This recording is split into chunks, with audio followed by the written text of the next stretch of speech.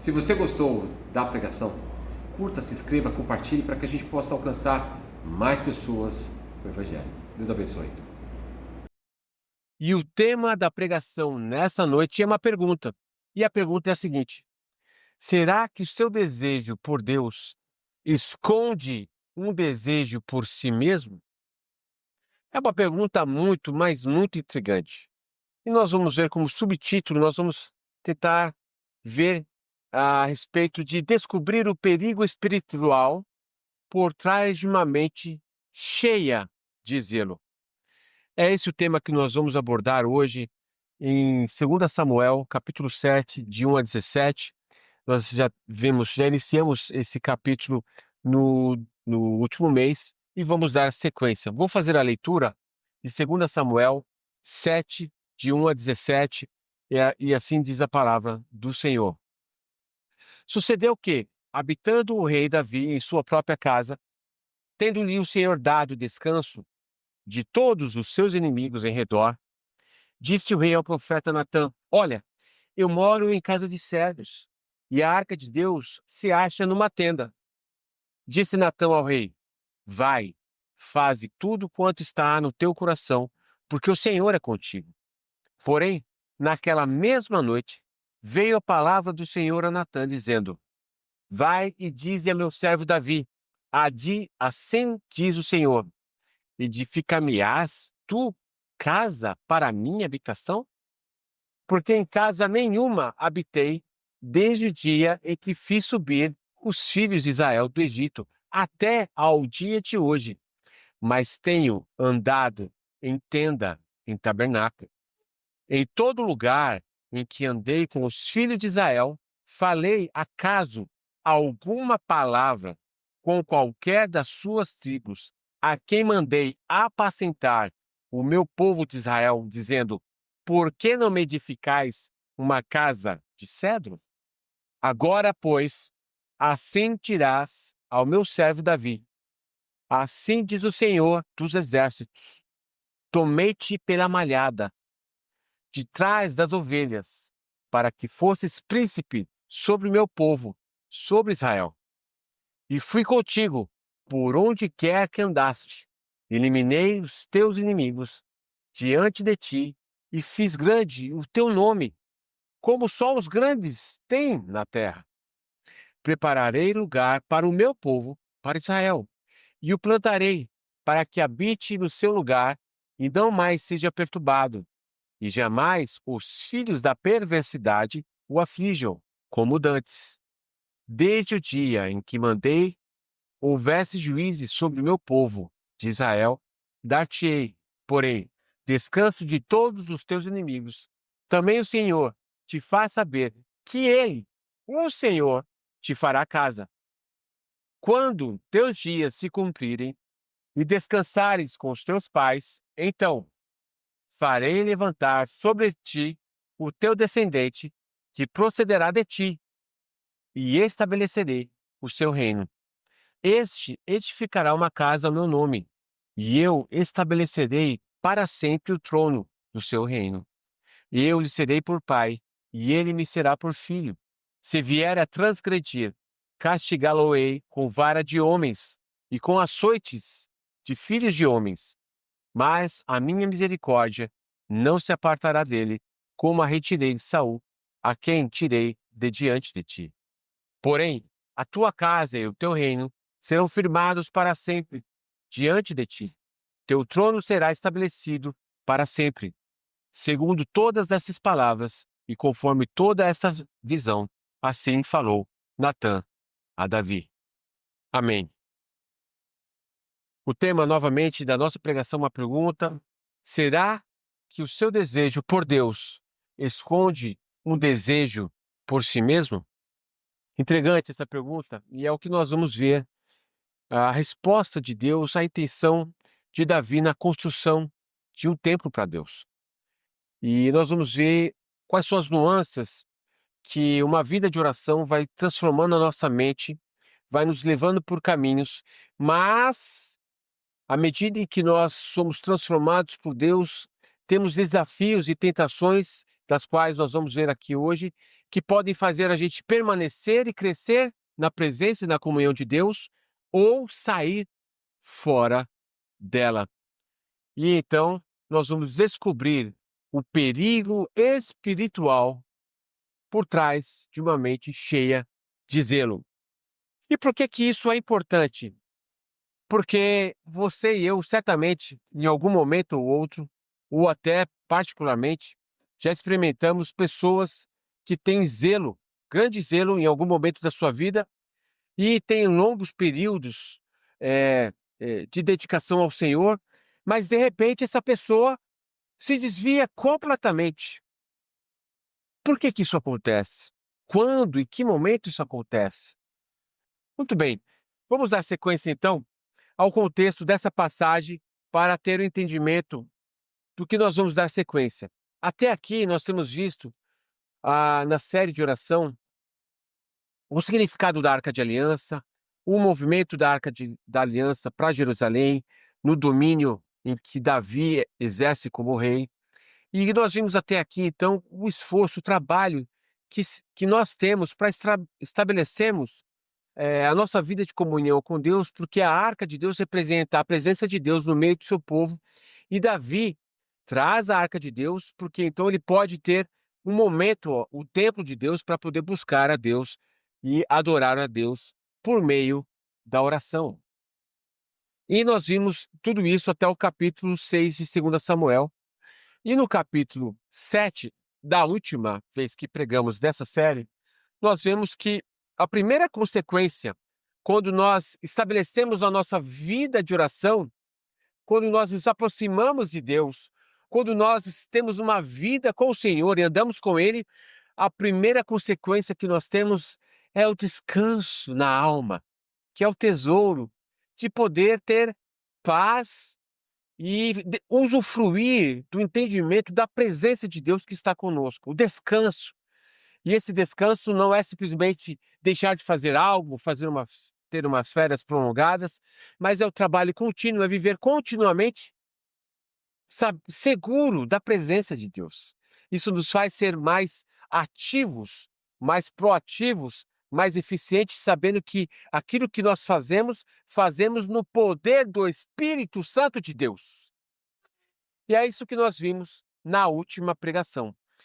E agora nós vamos ver a consequência disso. Ou seja, Davi já estabeleceu, presta atenção aqui, Davi já estabeleceu a arca em Jerusalém, ele já começa a ter paz de todos os seus inimigos, e agora nós vamos entrar e ver o que, após isso, temos como consequência dessa vida de comunhão. À medida que nós temos paz, temos descanso, temos comunhão com Deus, qual que é o fluxo natural e quais são os riscos que nós temos nesse processo, na caminhada com o Senhor. E nós vamos ver aqui no texto e algumas questões práticas ao decorrer da passagem. Vamos ver então que uma consequência natural de quando nós temos uma vida de comunhão com Deus por meio da oração é que a nossa mente começa a ser uma mente espiritual. Uma mente espiritual. Nós vamos ver em mais detalhes isso. Nós passamos a ter o desejo de honrar e glorificar a Deus. Essa é a característica de uma mente espiritual. Uma mente carnal, ao contrário, é uma mente que vive para si. Então, nós vemos que a mente espiritual é uma mente que tem o desejo de buscar a Deus, honrar a Deus. Depois nós vamos ver que o desejo natural de uma mente espiritual, de uma comunhão com Deus, é edificar o templo. Ter uma comunhão, estar aos pés de Cristo. Nós vamos ver isso. Esse é o segundo ponto. O terceiro foco que nós vamos ter é a questão da aprovação social. Nós vamos ver mais detalhes, que é o teste sagaz que todos nós passamos. E, por fim, o quarto ponto é a correção divina, quando nós temos o orgulho confrontado. Esses são os 4 temas gerais que nós vamos abordar hoje e ver na sequência do texto cada um deles. Vamos começar, então, pela mente espiritual, com o desejo de honrar a Deus. Vamos ler em 2 Samuel, onde que nós vemos isso, né? 2 Samuel, capítulo 7, versículo 2, diz assim: O rei disse ao profeta Natã, Davi disse a Natã: Olha, eu moro em casa de cedros e a arca de Deus se acha numa tenda. O pensamento de Davi é o seguinte: poxa, eu estou aqui numa casa apanelada, estruturada, e sou o rei de Israel, mas Deus, que é o Deus de toda glória, o Deus Todo-Poderoso, ele está numa tenda muito simples. O Senhor da glória está numa tenda. Então, olha só, o desejo que Davi tem é falar assim: poxa, não faz sentido. Eu vou fazer um templo para Deus. É isso que Davi está dizendo a Natã. Eu vou fazer um templo para Deus. Esse é o desejo que Davi tem para glorificar a Deus, para exaltar a Deus conforme a sua majestade, a sua glória. Esse é o fruto de uma mente espiritual, a consequência de querer adorar a Deus e servir a Deus mediante a glória da sua majestade. Então, nesse ponto, nós vamos ver o que é uma mente espiritual e como que isso flui em alguns pontos na passagem da Bíblia. Em Romanos, capítulo 8, olha isso, Romanos, capítulo 8, versículo 5, diz assim: porque os que se inclinam para a carne cogitam das coisas da carne, mas os que se inclinam para o Espírito, das coisas do Espírito. Ou seja, à medida em que eu me aproximo de Deus, que eu começo a buscar a Deus por meio da oração, por meio da palavra, a minha mente começa a ser transformada, renovada, e então eu passo a querer fazer as coisas para Deus, para glorificar a Deus. E isso é consequência de uma mente espiritual, da comunhão com Deus. Lá em 1 Coríntios 2,16 fala assim: pois quem conheceu a mente do Senhor para que o possa instruir? Nós, porém, temos a mente de Cristo. Olha que coisa chocante! A promessa que nós temos em Cristo Jesus é que uma vez quando nós somos transformados e renovados, nascidos de novo, nós temos a mente de Cristo. Ou seja, é uma transformação completa da nossa mente. Antes nós estávamos em trevas, uma mente obscurecida, e agora nós temos uma mente de luz, uma mente espiritual, a mente de Cristo. Não significa que temos todo o conhecimento de Cristo, mas nós temos uma mente que cresce no conhecimento de Cristo, uma mente espiritual. Então, e essa mente só cresce à medida em que nós temos comunhão com Deus por meio da oração. Em Provérbios 28:5 vai dizer assim: os homens maus não entendem o que é justo, mas os que buscam o Senhor entendem tudo. Esse versículo vai falar outra característica da mente espiritual. Quando nós passamos a buscar a Deus em oração, a ler a sua palavra e temos a nossa mente iluminada pelo Espírito Santo de Deus, algo extraordinário vai acontecer.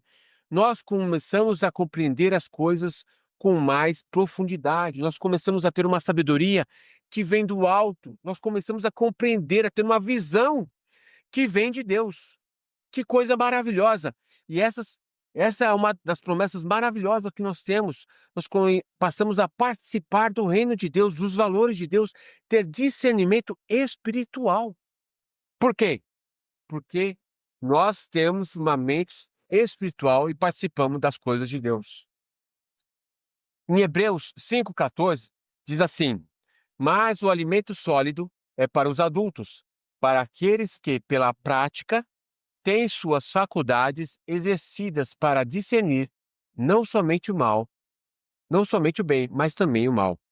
Nesse versículo, nós vemos que uma mente espiritual, que tem uma vida de oração, que tem a leitura da palavra, começa a exercer as faculdades de pensamento. Olha aqui, ó, a parte mais elevada do homem passa a ser exercida, que é a mente. Não no sentido científico, da lógica, mas no sentido do conhecimento da palavra de Deus, pela iluminação do Espírito Santo de Deus, e aquilo te dá discernimento entre o bem e o mal, entre o certo e o errado, uma claridade de pensamento. É isso que uma mente espiritual tem quando tem uma vida de oração e comunhão com o Senhor. Em Colossenses 3, de 1 a 2, fala assim: portanto, se fostes ressuscitados juntamente com Cristo, buscai as coisas lá do alto, onde Cristo vive, assentado à direita do Pai. Pensai nas coisas lá do alto, não nas que são aqui da terra.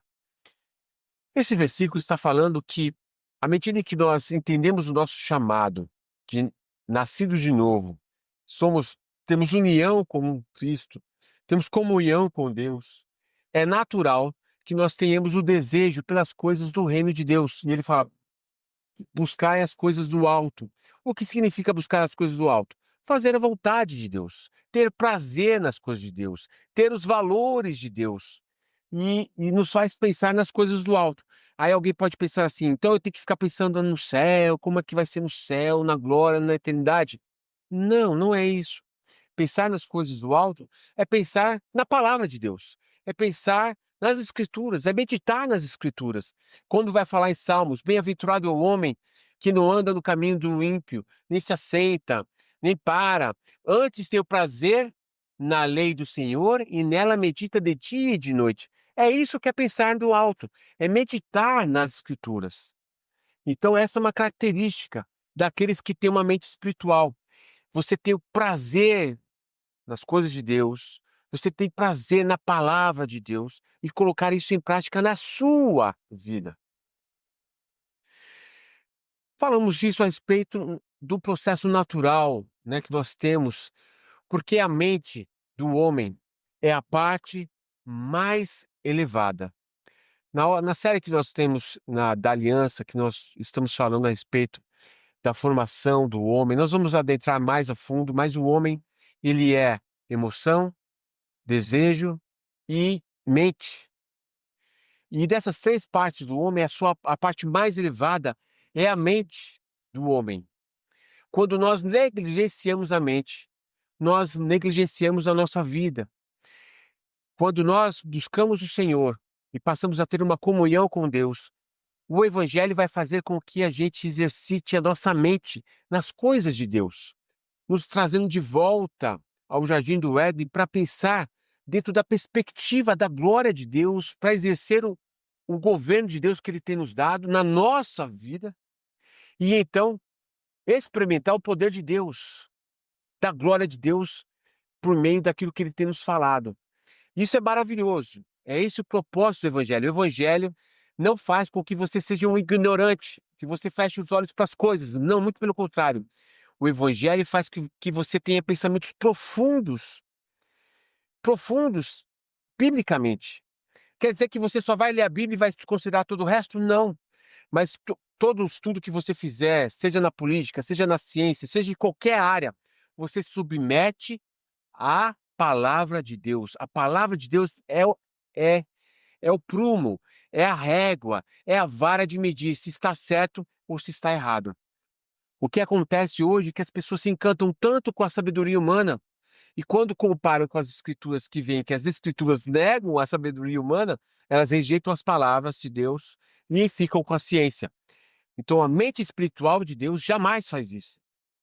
Nós temos então o prazer na palavra de Deus e exercer essa palavra de Deus em todas as áreas da nossa vida, em todo o conhecimento. Isso é o maior poder que um homem pode ter, a sua mente elevada, uma mente espiritual. À medida em que a gente cresce no conhecimento de Deus, maior é a sua autoridade com Deus, são os frutos que a sua vida vai ter em função desse conhecimento. Por isso, Salmos capítulo 1, e tudo o que fizer prosperará. Que coisa linda, que coisa maravilhosa. E tudo isso por quê? Porque você entende o seu chamado da vida de oração e buscar a Deus. E os tesouros de Colossenses 2,4, que todo o tesouro está escondido em Cristo Jesus, nos é entregue, que é o conhecimento de Deus. Aleluia, por isso. Essa é a mente espiritual.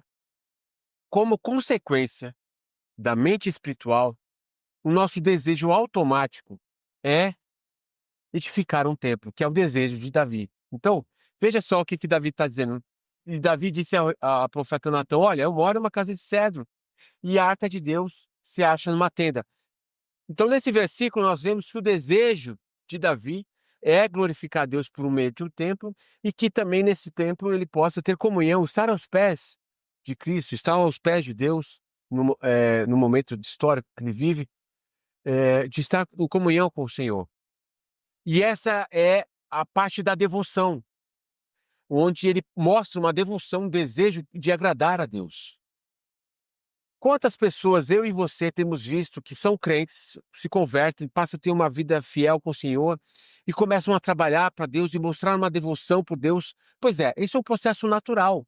Isso é natural. À medida que você se aproxima de Deus, você quer edificar um templo para Deus. Que templo é esse? De que forma hoje nós edificamos o mesmo templo? Vamos então olhar alguns versículos aqui na Bíblia? Em 1 Coríntios 10, é um texto de alguns versículos. Vamos ver qual que é a aplicação da construção de um templo hoje. No caso de Davi, era um templo específico, físico. Hoje, como que eu e você edificamos um templo para Deus? Vamos ler então, em 1 Coríntios 3,10 diz assim: segundo a graça de Deus que me foi dada, lancei o fundamento como prudente construtor, e outro edifica sobre ele. Porém, cada um veja como edifica. Paulo está dizendo o seguinte: olha, eu estou aqui lançando o fundamento, que é Cristo. Agora, você que recebeu esse fundamento, você que conhece a Cristo, veja como edifica. Versículo 11. Porque ninguém pode lançar outro fundamento além do que foi posto, o qual é Cristo. Ou seja, a fundação de uma construção, de um templo, de um relacionamento com Deus, é Cristo Jesus. Continuando, 12. Contudo, se alguém edifica sobre o fundamento, o fundamento é ouro, prata, pedras preciosas, madeira, feno e palha. Olha só, aqui Paulo está dizendo o seguinte: quando você tem Cristo, e você, a partir do momento que você tem Cristo, você vai edificar uma comunhão com Cristo. Você pode edificar com ouro, prata e pedras preciosas, mas também você pode colocar feno e palha. É isso que ele está dizendo. Você pode edificar algo consistente com Cristo ou algo que não é consistente, uma comunhão que não é consistente. Por isso que no versículo 13 ele fala assim: manifestará, manifesta, se tornará a obra de cada um. Ou seja, uns estão edificando com ouro e prata e pedras preciosas, e outros estão edificando com madeira, feno e palha. Aí continua no versículo: pois o dia a demonstrará, porque está sendo revelado pelo fogo, e qual seja a obra de cada um, o próprio fogo o provará. O que Paulo está dizendo é o seguinte: olha, você que recebeu a Cristo, você foi chamado para crescer na comunhão com Deus, por meio da oração. Se você edificar com ouro, ou se você edificar com palha, o fogo vai mostrar. O que é o fogo? É a aprovação de Deus, que nós temos visto isso em outra série, na série de Jó, quando Deus prova os nossos corações. Ou seja, Deus prova os seus servos. Se você está edificando uma vida consistente com Cristo, na sua palavra, ou se não, o fogo provará. Versículo 14. Se permanecer a obra de alguém que sobre o fundamento edificou, esse receberá galardão. Ou seja, se você edificar a obra de Cristo na comunhão com Ele, edificar uma vida espiritual baseado no ouro, na prata e nas pedras preciosas da palavra, você receberá galardão, aqui e eternamente. Versículo 15. Se a obra de alguém se queimar, sofrerá ele dano, mas esse mesmo será salvo, todavia, como que através do fogo. Muito bem. Aqui entra um ponto muito importante para nós entendermos. Hoje, existe muitas construções que se mostram como uma mistura com o mundo, com modismos do mundo, coisas que a Bíblia não diz, e tudo em nome de Jesus. Quando passa o fogo, quando passa as provações, então a gente vê se as pessoas permanecem fiel ou não. E muitas pessoas, muitos crentes estão ficando pelo caminho. Começaram fiéis, começaram com devoção, buscando a Deus, Deus usando, e eles foram andando com Cristo. E ao invés de edificar o relacionamento com Cristo, por meio da oração, por meio da palavra, uma vida consistente, começaram a, a usar secretismo, coisas mundanas, coisas de movimento. E aí, quando vem a prova, não fica pedra sobre pedra. E aqui fala que será salvo como pelo fogo. Aqueles que são de Cristo serão salvos porque a salvação não depende do homem, depende da cruz de Cristo, do sangue de Cristo. Esses serão salvos de qualquer jeito. Mas as consequências são terríveis para aqueles que negligenciam a vida com Cristo e edificam com os parâmetros do mundo. Então passam grandes provas e dificuldades por causa disso, porque negligenciam a simplicidade da palavra de Deus, da comunhão com Deus e do direcionado à Espírito Santo de Deus. Que tristeza é essa? E é isso que está sendo dito aqui em 1 Coríntios capítulo 3. A forma como hoje nós edificamos um templo para Deus é uma vida de comunhão com Ele por meio da palavra e da comunhão com o Espírito Santo de Deus. É assim que nós edificamos um templo, uma comunhão com Deus. E como que nós não edificamos o templo com Deus? Quando nós misturamos a palavra de Deus com modismos, com valores mundanos, e achamos que estamos adorando a Deus e achamos que Deus está aceitando o nosso louvor e adoração em nossa vida, e Deus não se deixa escarnecer nem se misturar com aquilo que é profano. Ponto. É isso que a Bíblia fala. Tá bem? Então, em 1 Coríntios 3,16, na mesma passagem, vai dizer assim: não sabeis que sois santuários de Deus e que o Espírito de Deus habita em vós? Vou ler novamente, presta atenção. 1 Coríntios 3,16. Não sabeis que sois santuários de Deus e que o Espírito de Deus habita em vós? Ou seja, se eu sou crente, se eu nasci de novo, o Espírito Santo habita em mim. Isso é um processo que depende somente de Deus. A salvação pertence ao Senhor. Mas uma vez que eu sou salvo, uma vez que eu tenho o Espírito Santo de Deus, eu coopero com o Senhor na edificação dessa comunhão, porque eu sou santuário de Deus. E como que eu edifico esse santuário? Com a palavra e com a oração. Não é outro jeito. Não é de outra forma.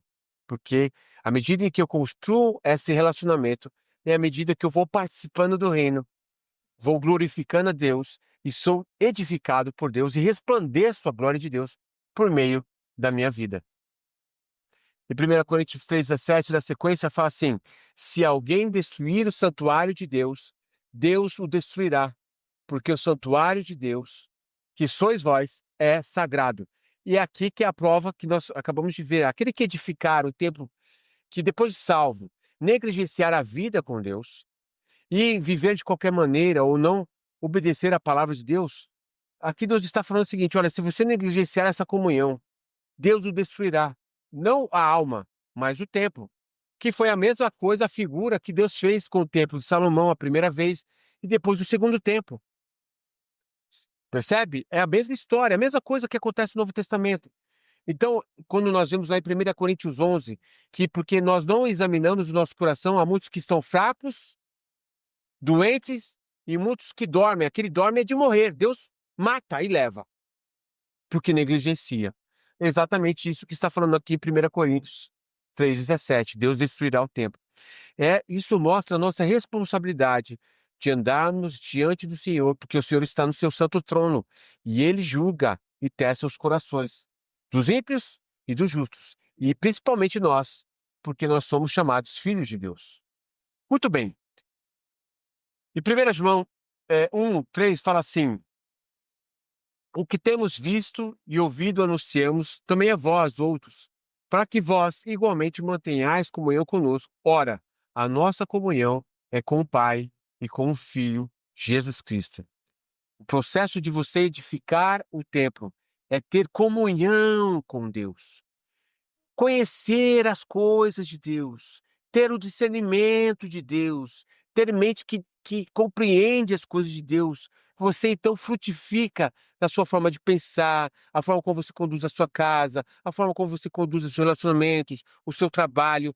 Tudo que você faz em função da comunhão com Deus. Você frutifica, você resplandece, você testifica o poder da glória de Deus na sua vida por causa desta comunhão. Esse é o tesouro de andar com Deus. Andar com Deus. Isso é evangelho. Andar com Deus, conhecer a Deus. Evangelho não é modismo, não é simplesmente ir na igreja cantar.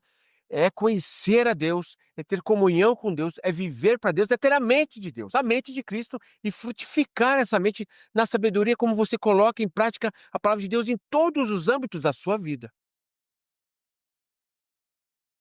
Muito bem, nós vimos, então, esse é o processo natural de uma mente espiritual. Querer adorar a Deus, querer exaltar a Deus. Esse é o chamado para Davi e esse é o chamado para nós também. É um processo natural que acontece. Mas, nesse processo, nós vamos ser provados também. Davi foi provado e nós seremos provados também, que é o terceiro ponto da aprovação social, o teste mais sagaz. Vamos ver então aqui o que fala no versículo seguinte, de 2 Samuel, versículo 7, vai falar assim: disse Natã ao rei. Olha o que Natã respondeu quando Davi sugeriu que ele iria edificar o templo. O Natã vira para Davi e fala assim: faze tudo quanto está no teu coração, porque o Senhor é contigo. Muito bem. Veja só como é sutil isso. Imagine, você vê o seu rei, que é o rei Davi, que teve uma história fantástica de como que ele foi chamado, de como que ele foi perseguido.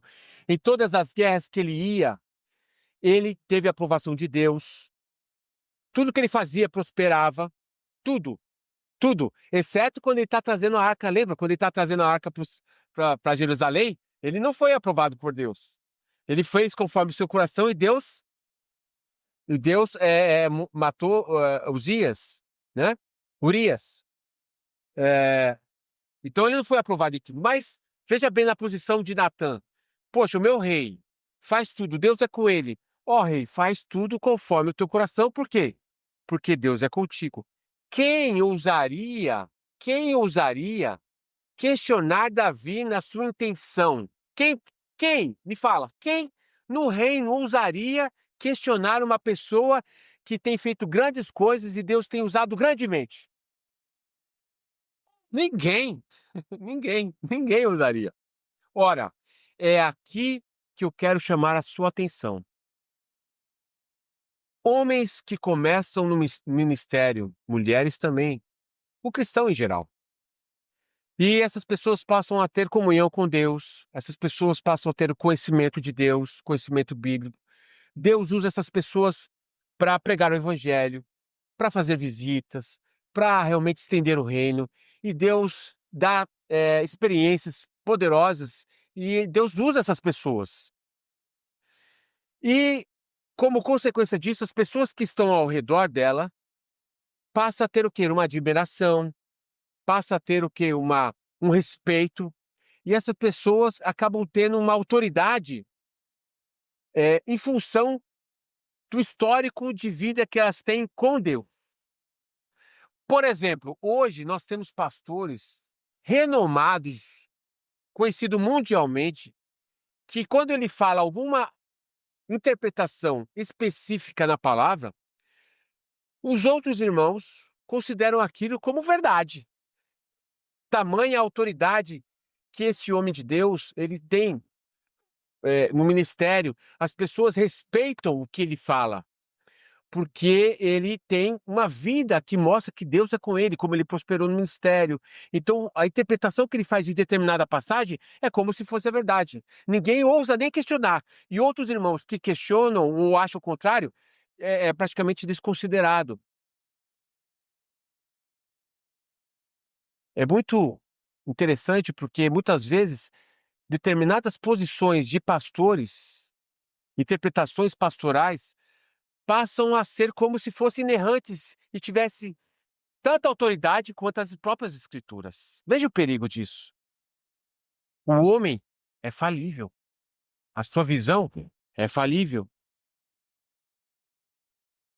Um exemplo para ficar bem claro aqui, e recentemente, nessa semana inclusive, nós tivemos o pastor Paulo Júnior, um irmão certamente crente, teve experiências com Deus, e Deus o prosperou na sua caminhada ministerial, e ele é uma referência no Brasil, hoje, dentro da igreja evangélica reformada, e tem sido muito usado por Deus. E nós vimos que ele veio a público e declarou como ele foi soberbo e exacerbou com relação ao poder que ele tinha, e teve grandes conflitos internamente na igreja, confessou isso, e a igreja decidiu retirá-lo da posição pastoral.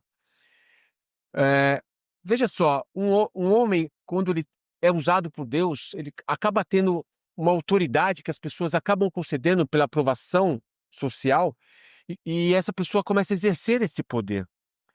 E é nisso que nós somos tentados, porque nós usurpamos a posição de Deus em determinados momentos na nossa vida e fazemos como que nós tivemos essa autoridade por causa do nosso histórico, de como Deus tem nos usado. Mas isso não valida, isso não nos dá nenhuma autoridade, um, um, um, uma, uma relevância. E isso acaba tendo essa relevância porque as pessoas dão a aprovação social. As pessoas que estão ao nosso redor começam a nos dar essa aprovação e nós começamos a nos sentir maior do que realmente somos. É isso que está o perigo. Nesse caso aqui, Davi foi repreendido por Deus, nós vamos ver na sequência, mas nós vamos ver que depois, o que acontece com Davi? Ele se coloca acima da palavra de Deus quando? Quando ele está no templo, vai lá e se deita com Betseba. Ou seja, quando nós temos uma caminhada com Deus, nós nos sentimos acima da palavra de Deus, ou na interpretação de uma passagem bíblica, ou no exercício do domínio de uma igreja, ou num pecado que nós exercemos e achamos que Deus vai desconsiderar ou nós podemos fazer, porque afinal de contas, o meu passado, Deus tem me usado tanto que eu posso exceder um pouquinho e pecar um pouquinho, que eu tenho crédito com Deus. E esse crédito, muitas vezes, é por causa das pessoas que estão ao nosso redor e nos dá aprovação social. E é por isso que vai falar lá em Provérbios. Fala assim, olha, em Provérbios 27, 21, fala assim: como o crisol prova a prata e o forno o ouro, assim, ó, veja só, assim o homem é provado pelos louvores que recebe. Nós somos provados pelos elogios. Quando uma pessoa te elogia, preste atenção, porque nós somos tentados, nós nos sentimos mais do que realmente somos. E é nisso que, em algum momento, eu e você podemos perder o fio do Espírito, da comunhão do Espírito, porque nós nos sentimos, e aí nós damos um passo além daquilo que Deus está dizendo para nós fazermos. Esse é um dos perigos que nós temos. Nós temos alguns outros passagens que falam a respeito dos elogios. E nesse ponto é onde que o homem cai. Quando o homem cai, presta atenção nisso, quando o homem cai, ele não cai na atitude primeiramente, ele cai na sua mente. Se primeiro ele tinha uma mente espiritual, que ele tinha desejo para as coisas de Deus, e fazer as coisas para Deus, e adorar a Deus, então essa mente está humilhada, essa mente vai ser abençoada por Deus. Mas uma vez que o homem cai, ele também cai na sua mente.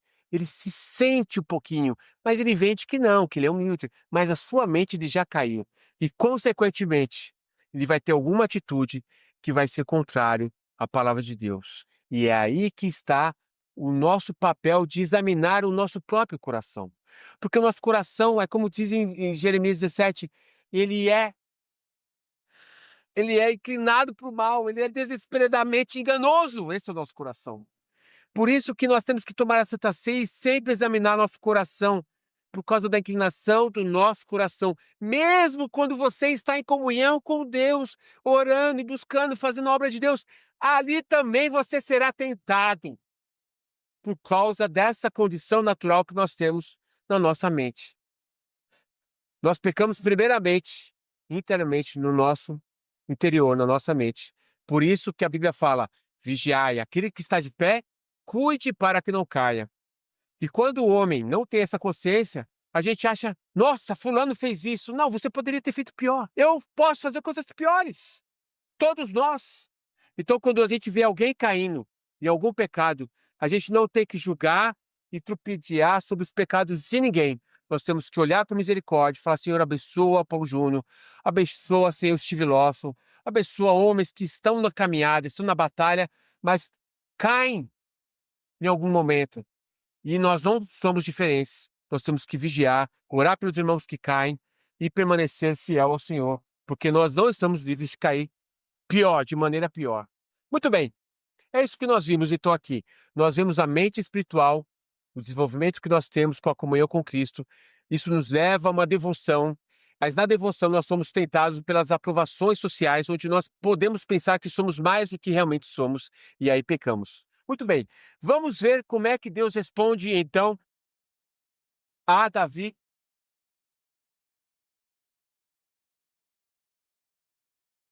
Vamos ver então como é que Deus responde a Davi. Vamos voltar então ao último ponto da nossa pregação, a correção divina. Até então está tudo certo. Davi está orando, tem comunhão, tem um desejo de construir, fala com Natan, Natan aprova, está tudo certo, né? Pois é, com Deus não está tudo certo. Vamos ver o que é que Deus responde. No versículo 5 diz assim: Vai, dize ao meu servo Davi. Olha só.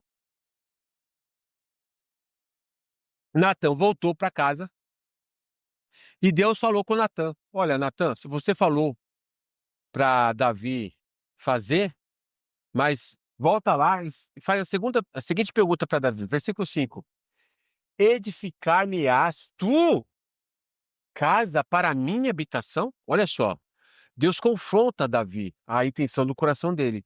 Parece boa a intenção de Davi? Sim. Parece boa a sua intenção de fazer as coisas para Deus? Sim. Mas olha só o que Deus está falando para Davi. Você, Davi, vai construir casa para mim? E aí ele vai continuar para explicar o que ele vai falar. Porque em casa nenhuma habitei desde o dia que fiz subir os filhos de Israel do Egito, até o dia de hoje. Mas tenho andado em tenda e em tabernáculo. Ou seja, Davi, eu sempre estive em tabernáculo. Versículo 7. Em todo lugar que andei com os filhos de Israel, falei acaso alguma palavra, como qualquer das suas tribos, a quem mandei apacentar o meu povo, dizendo: Por que não me edificais uma casa de cedro? Ou seja, no versículo 7, Deus só fala assim: Olha, eu nunca pedi, em nenhum momento da história de Israel, para edificar um templo para mim. Eu nunca pedi isso, Davi. Ou seja, qual que é o pecado de Davi? Davi está querendo fazer uma coisa que Deus não está pedindo para ele fazer. Deus não está pedindo para ele fazer. O pecado nosso é exatamente esse. É quando a gente quer fazer uma coisa para Deus que Deus não está pedindo, mas a gente acha, mas é bom, eu vou fazer, mas Deus não está pedindo para você e não quer. Mas eu quero fazer para Deus, então eu vou lá fazer. Deus, o que ele faz? Quando os dois filhos de Arão vai lá e apresenta um censo que Deus não ordenou, Deus mata os dois. Quando Davi está trazendo a arca da forma errada, com a maior boa intenção, o que ele faz? O filho lá de Abinadab morre. Isso choca as pessoas, mas é assim que Deus é. Porque Ele é o Senhor, é Ele que define a forma como as coisas têm que ser. Então, muito bem, ele faz: Você vai edificar a casa para mim? Por um acaso eu estou pedindo isso, Davi? Versículo 8. Aí Deus começa a colocar Davi no seu lugar. Olha só. Agora, pois, assim dirás ao meu servo Davi: Assim diz o Senhor: Tomei-te da malhada de trás das ovelhas. O que Deus está falando para Davi? Davi, lembra de onde você saiu. Você é homem, você é pó. Se você está na posição que você está, fui eu que coloquei. É isso que Deus está falando. Para que fosse príncipe sobre o meu povo.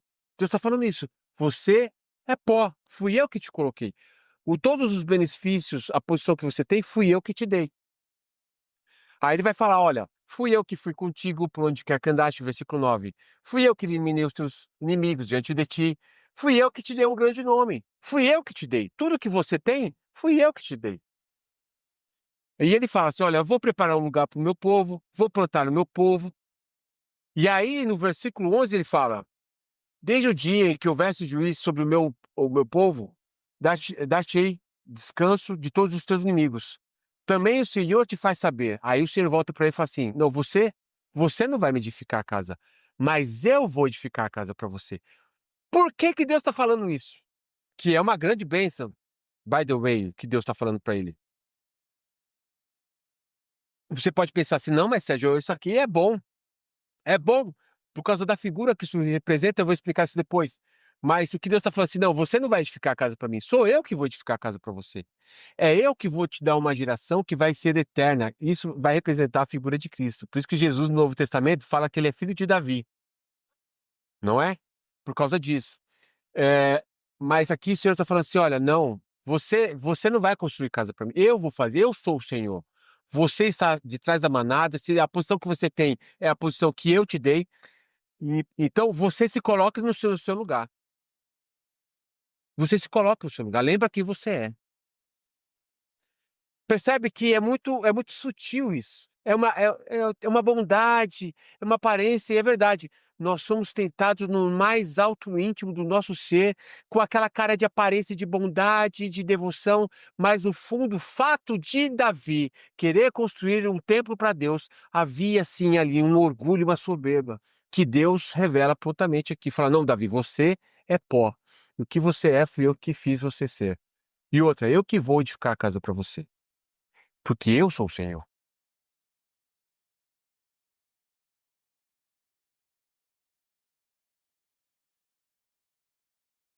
Isso daqui é muito, mas muito sutil.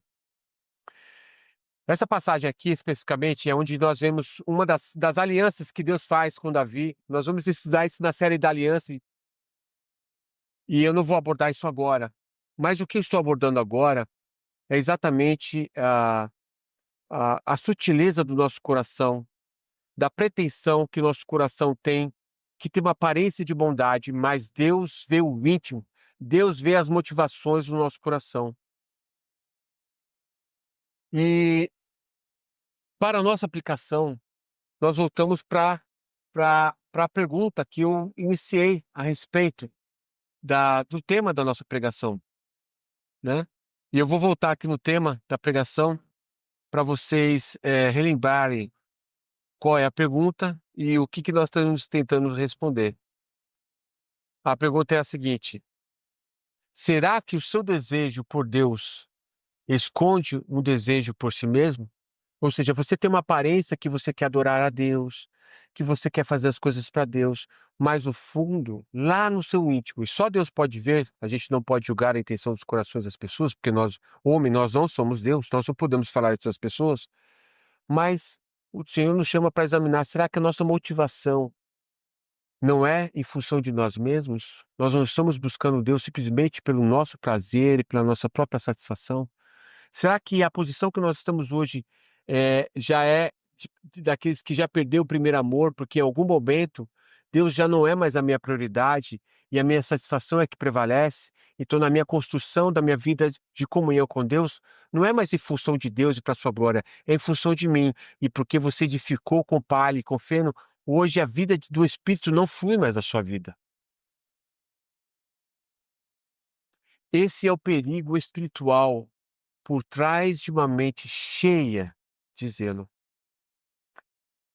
Que o Senhor use essa palavra nos nossos corações, para que a gente examine o nosso espírito e tornemos novamente a ter uma vida de busca no Senhor, na simplicidade daquilo que Ele mesmo definiu para nós, na oração e na palavra.